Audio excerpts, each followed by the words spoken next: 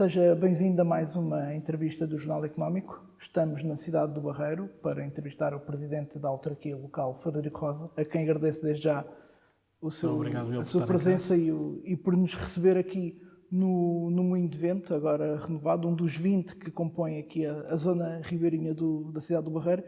E pegando neste espaço onde estamos, começava por lhe perguntar, e estando em ano de autárquicas, o que é que ficou por fazer neste seu primeiro mandato?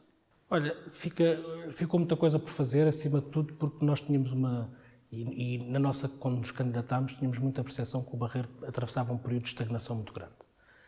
Por isso, nós fizemos aqui muito lançamento de obra. Aliás, eu acho que é visível, mesmo quem não é do Barreiro, se passar no Barreiro, percebe que vê obras em todo lado, desde o primeiro dia até o último dia. Eu dizia muitas vezes que o Barreiro não pode esperar, ou seja, as obras não têm que ser geridas no ciclo autárquico. O Barreiro precisava de obra desde o primeiro momento. E o que é facto é que nós conseguimos fazer isso. Resolvemos muitos problemas. Tivemos um foco, eu diria, em 4 grandes áreas neste primeiro mandato.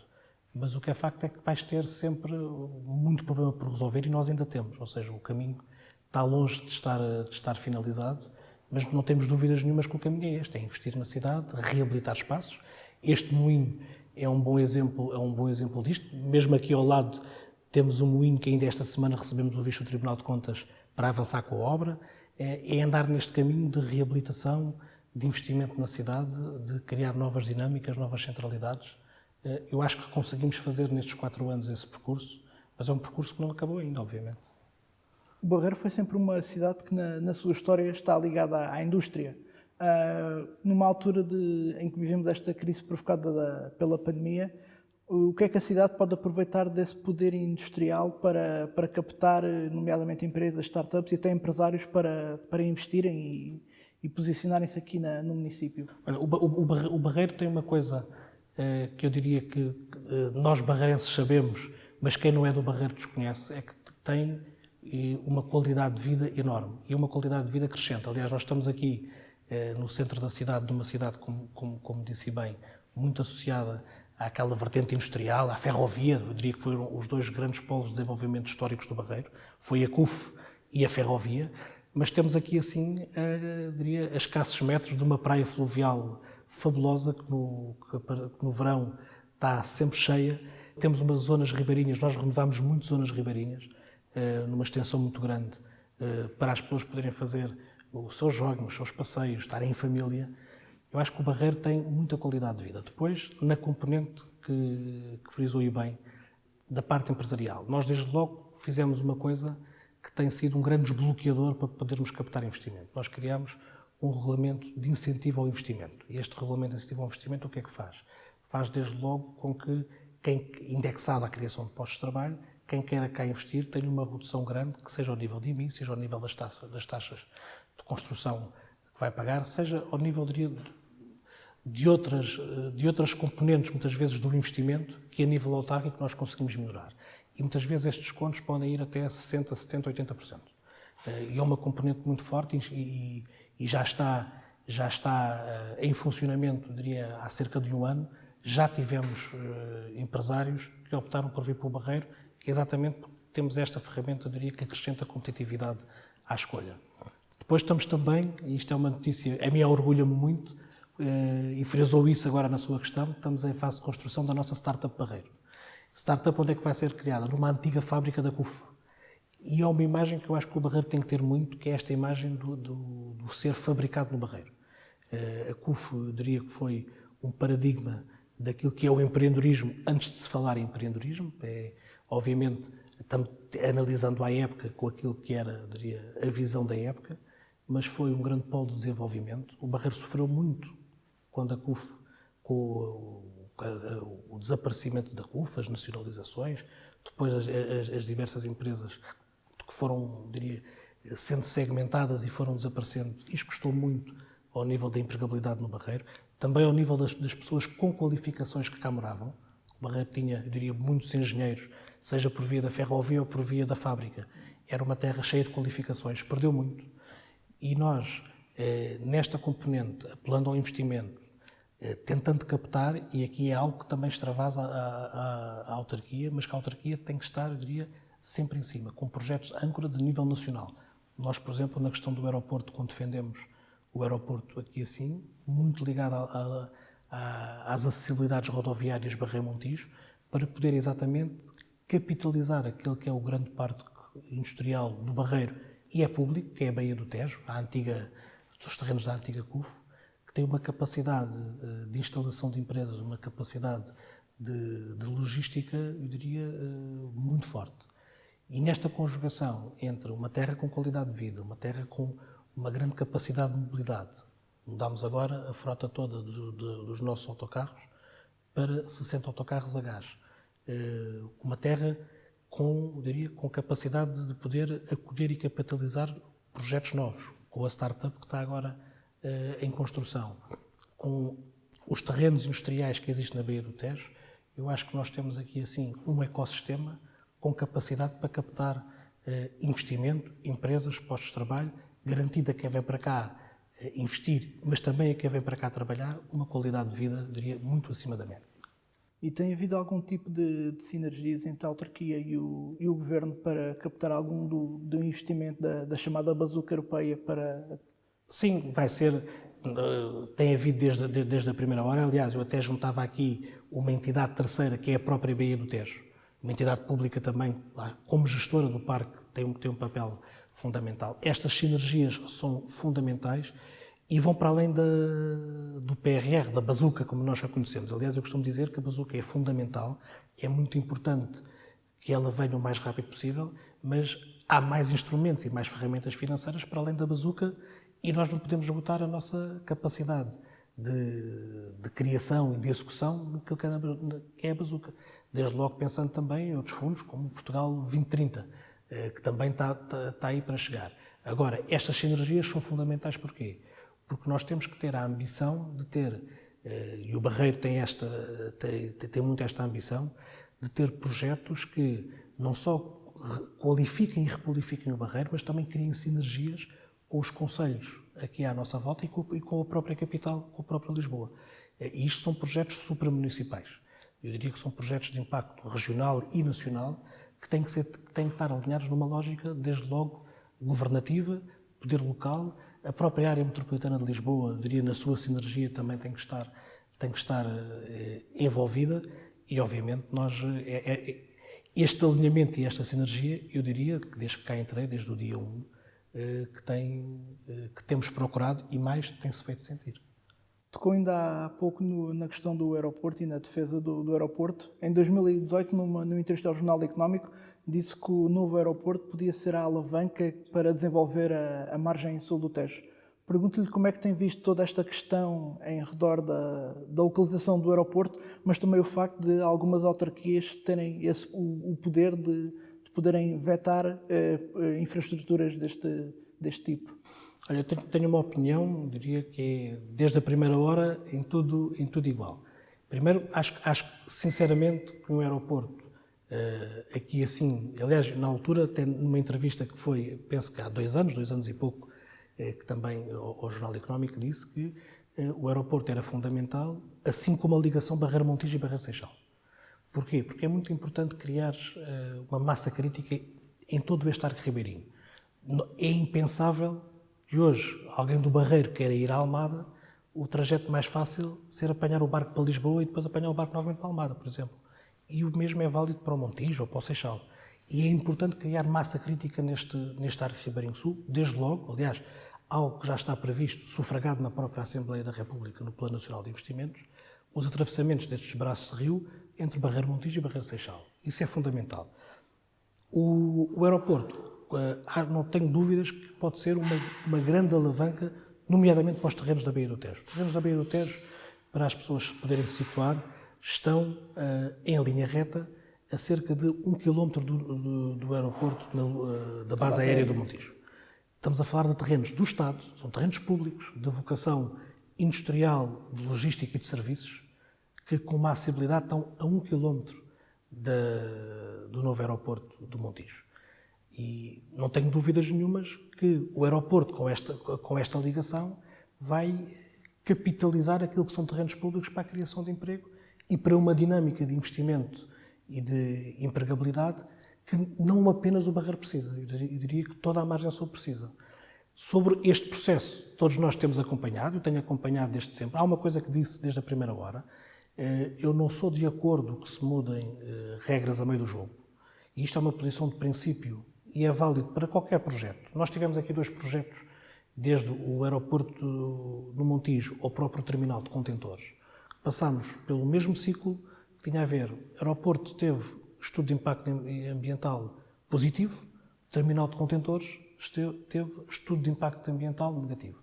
Eu, desde a primeira hora, disse que quer um, quer outro, são projetos que via como passíveis de serem implementados o terminal de contentores no Barreiro, o aeroporto do Montijo, obviamente, desde que o estudo de impacto ambiental desse essa permissão.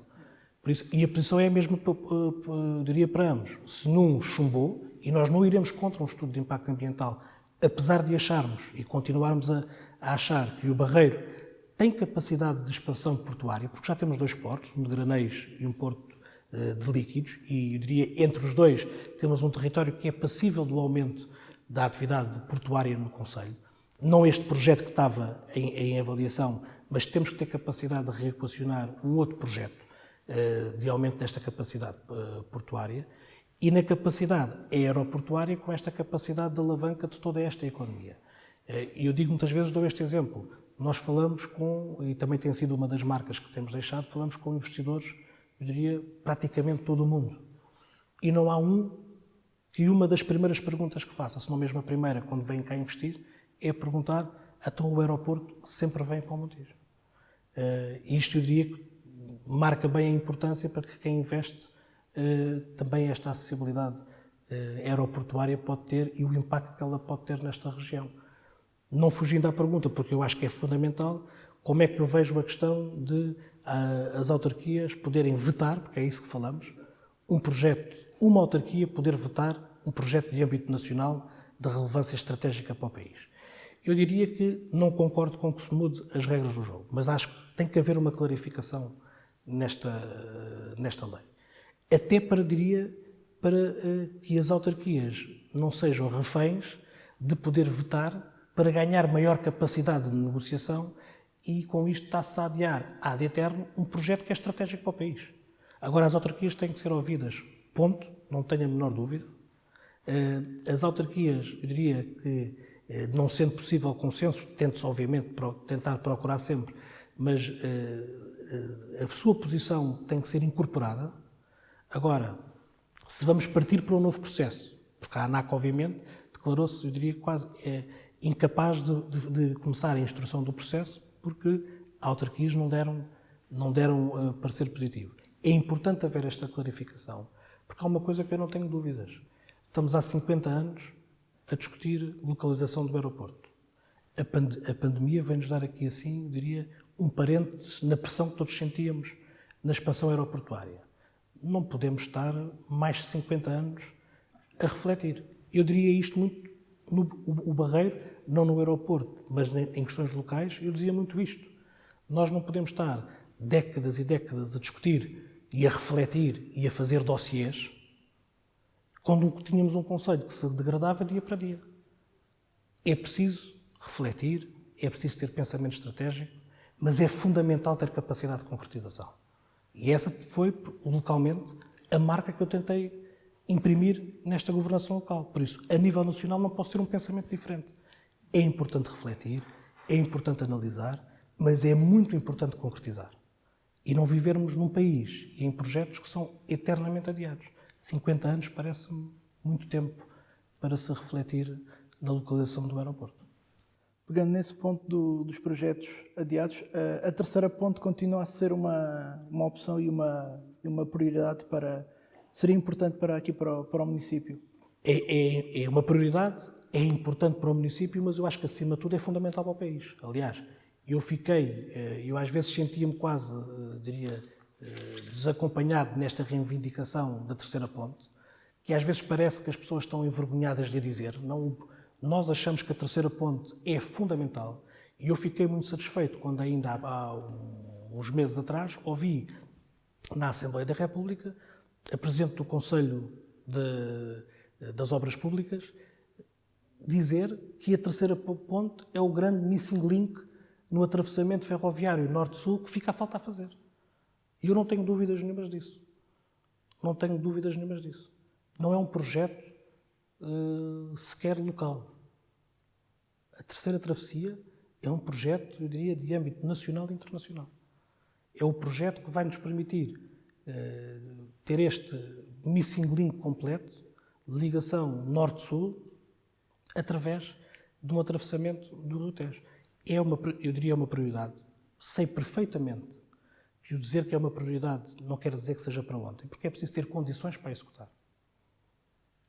Eu acho que todos temos que ter os pés bem assentes na terra e perceber que é preciso ter condições para executar.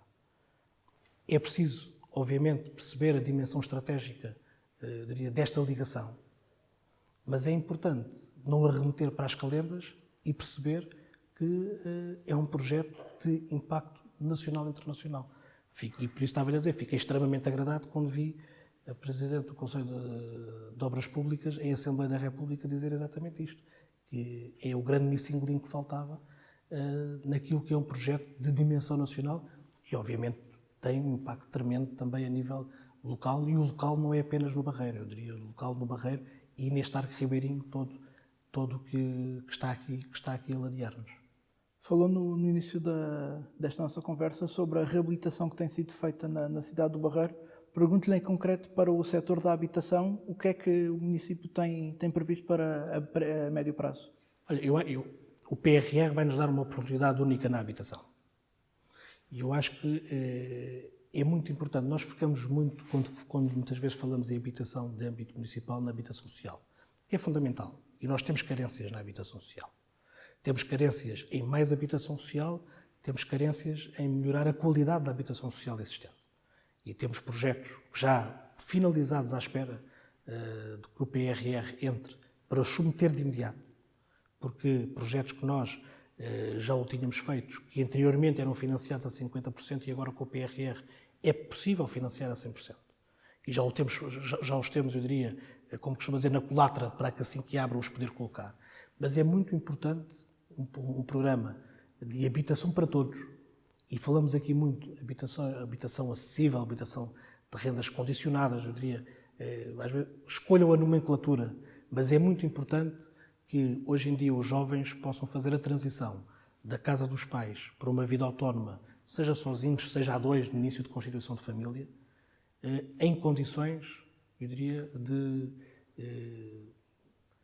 de manter uma qualidade de vida e de fazer este passo para garantir a autonomia, para garantir uma coisa que é fundamental, porque nós precisamos de que as pessoas saiam mais cedo de casa dos pais, porque precisamos de mais gente nova no país, precisamos de inverter a pirâmide demográfica e isso não é uma coisa que se faz do dia para a noite.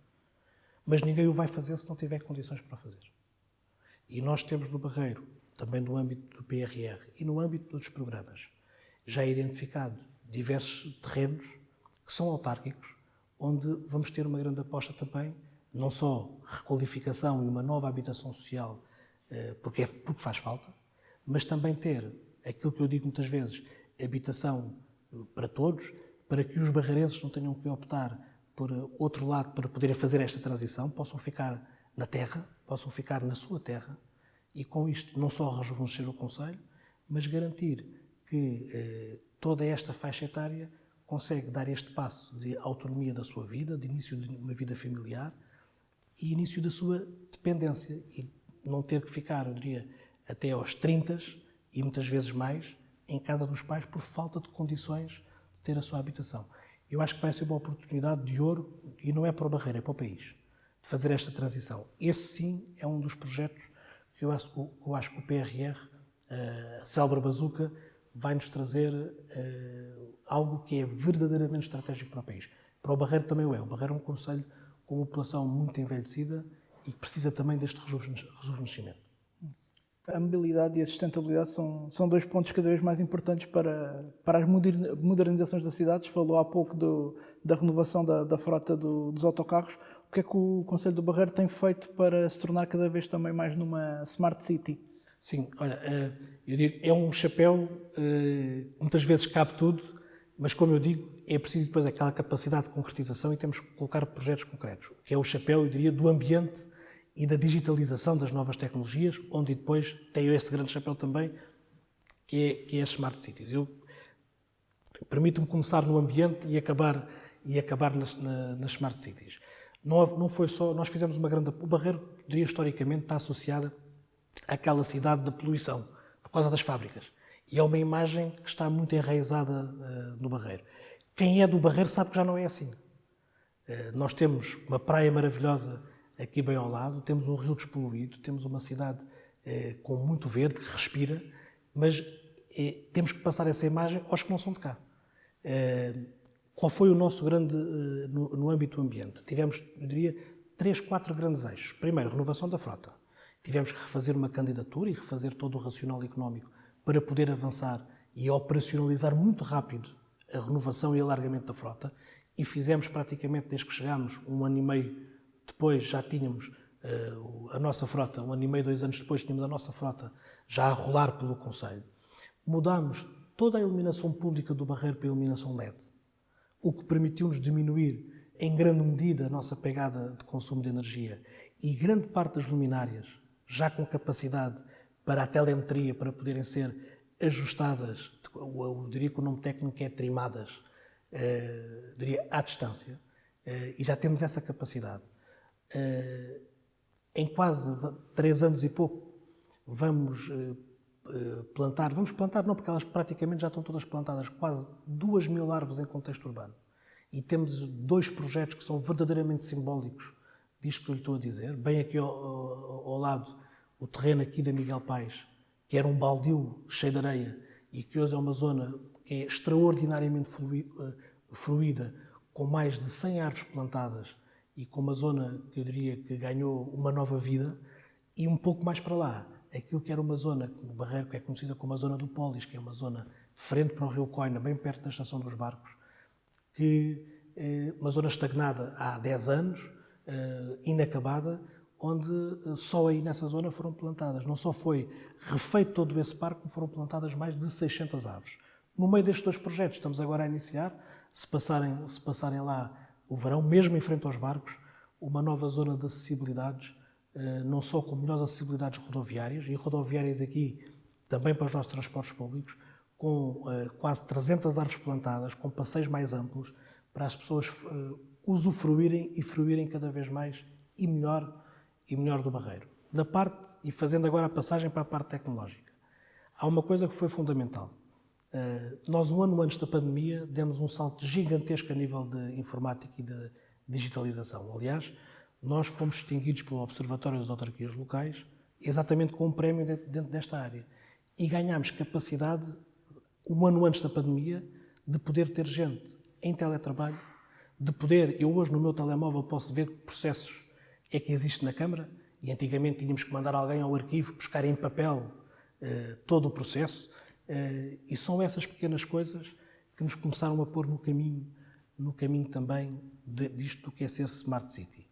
Com uma coisa muito importante. Aliás, esta semana saiu a notícia na Câmara Municipal do Barreiro que, a partir desta semana, no que diz respeito ao urbanismo, qualquer promotor, qualquer arquiteto, qualquer investidor pode submeter o seu projeto online em qualquer lado do mundo. E todo este processo dá-nos o quê? Dá-nos a desmaterialização do papel, a eficiência eterna, mas dá-nos uma coisa que é fundamental, principalmente para quem quer investir numa cidade como o Barreiro, e nós queremos que as pessoas investam no Barreiro.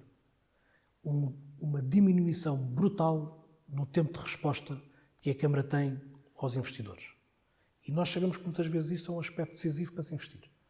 E esta diminuição do tempo, muitas vezes respondendo quase em tempo recorde, faz-nos com que hoje já nos apareçam investidores que procuram o Barreiro para investir porque ouviram dizer que a Câmara é muito rápida a responder aos seus pedidos. E isto está na base desta informatização, digitalização de todos os procedimentos internos, permite uma grande agilização no tempo de resposta. Não somos perfeitos, temos muitas falhas ainda, mas sabemos hoje onde é que falhamos e sabemos exatamente aquilo que temos que fazer para aumentar a eficiência e para os corrigir.